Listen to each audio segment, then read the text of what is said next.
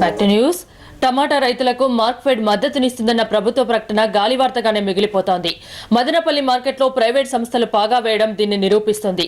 సరుకు కొని దాచుకునేందుకు రిలయన్స్ సంస్థకు ప్రభుత్వం స్థలం, భవనం అప్పగించారు.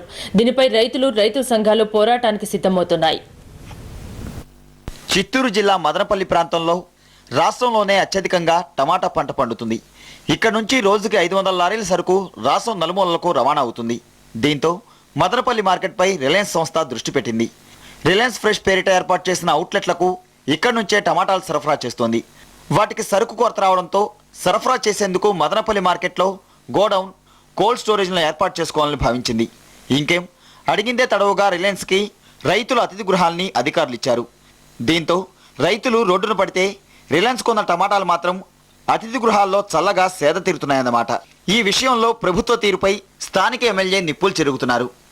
వర్గం చైర్మన్ స్వయంగా రైతు కూడా కాదు ఇక్కడే కాంగ్రెస్ ప్రభుత్వం యొక్క విధానాలు బయటపడుతున్నాయి. రైతులను మార్కెట్ యార్డ్ కమిటీ చైర్మన్లుగా ఇస్తే రైతులు సాధక బాధకాలు తెలిసే పరిస్థితి ఉంటుంది. ఈరోజు ఈ పాలకవర్గంలో ఎన్ మస్తాన్ ఖాన్ స్వయంగా రైతు కాదు, ఇటువంటి వ్యక్తిని పాలకవర్గానికి నియమించారు. ఈ గోడౌన్ వల్ల రైతులకు ఉపయోగం ఏమైనా ఉందా అంటే అది లేదు. ఈ సంస్థ ఏ గ్రేడ్ కాయను కొని మిగతా వాటిని ఎక్కడైనా అమ్ముకోమంటోంది. దీంతో మిగిలిన టమాటాలకు వ్యాపారులు కిలోకి ₹1.50, ₹30 లెక్క కడుతున్నారు. మంచి క్లాస్ కాయలు కొంటారు కాబట్టి అందుకని మేము ఇక్కడే అంతా మార్కెట్లో కొనే వాళ్ళకి అంత ఇస్తాం. ఫస్ట్ క్వాలిటీ, సెకండ్ క్వాలిటీ అన్నీ కొంటే రైతుకు ఏదో గిట్టుబాటు అవుతుంది. అవేం కొండరు కాబట్టి ఏదో వేసుకున్న కాటికి వేస్తాము, పోతాము. దీనిపై రైతులు ఫిర్యాదు చేయడంతో మార్కెటింగ్ విభాగం స్పందించింది. త్వరలో రిలయన్స్ కి ప్రత్యేక గోడౌన్ ఏర్పాటు వ్యవహారాన్ని పరిశీలిస్తామని ప్రకటించింది. రిలయన్స్ సంస్థకు సంబంధించిన వాళ్ళకి ఇక్కడ గోడౌన్ కేటాయించాలని మా దృష్టికి వచ్చింది.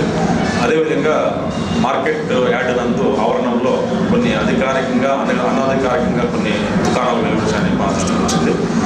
మేము వీటిని కూడా అతి త్వరలో మా యొక్క మార్కెట్ కమిటీ బోర్డు మీటింగ్ పెట్టి అధికారులతో, తర్వాత మా కమిటీ సభ్యులతో చర్చించి రైతులకు ఎలాంటి ఇబ్బందులు కాకుండా రైతులకు. ఇప్పటికే ఒకసారి రిలయన్స్ గోడౌన్పై దాడి చేసిన వామపక్షాలు మళ్లీ విడత పోరాటానికి సిద్ధమవుతున్నాయి.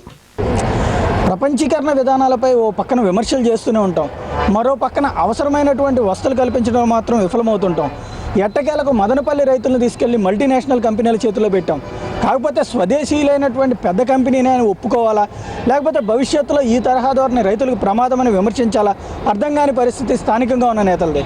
కెమెరామెన్ సాయితో